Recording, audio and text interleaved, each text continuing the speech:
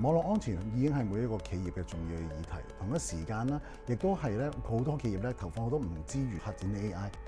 無論強化網絡安全啦，或者提升你嘅 AI 應用啦，其實背後都需要一個強大嘅 infrastructure 作為支撐。CPC 提供一站式嘅服務啦，可以滿足到唔同企業嘅需要。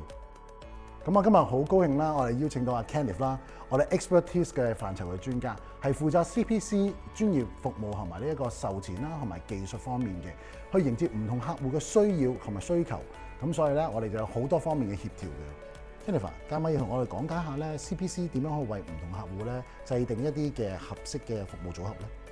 其實我哋 CPC 喺雲網治安幾個範疇都有唔同嘅產品同埋服務。我哋一隊專業嘅團隊，擁有豐富嘅行業經驗，亦都有多項嘅技術認證，同埋有創新技術嘅知識，能夠緊貼市場嘅趨勢。透過了解客戶嘅需要，我哋會聯同我哋國內外嘅 ecosystem partners， 能夠提供一個整體嘅 solution 俾我哋嘅客戶。Kenneth，我之前聽到 pre-sales 咧有一個咧案例咧，關於香港嘅金融機構，佢哋又需要合規性啦，對於個透明度啦，係咪一個監管要求咧都幾高嘅喎？你介唔介意分享下呢個案例咧？好啊，經過我哋全面分析之後咧，我哋為客戶咧提供咗一個 total solution。首先初期同客戶溝通嘅時候，發現佢喺網絡安全方面嘅需要，所以我哋提供咗我哋 SOC 嘅服務俾佢，希望能夠有效咁樣保護佢嘅數碼資產。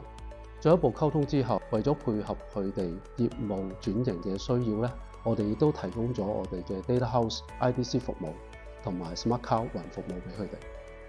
經過咗一段時間嘅合作啦，我哋亦都知道佢哋喺流程同埋數據分析上面嘅需要，所以我哋提供咗我哋嘅 Workflow Plus 為客戶實現流程自動化，提升審批效率。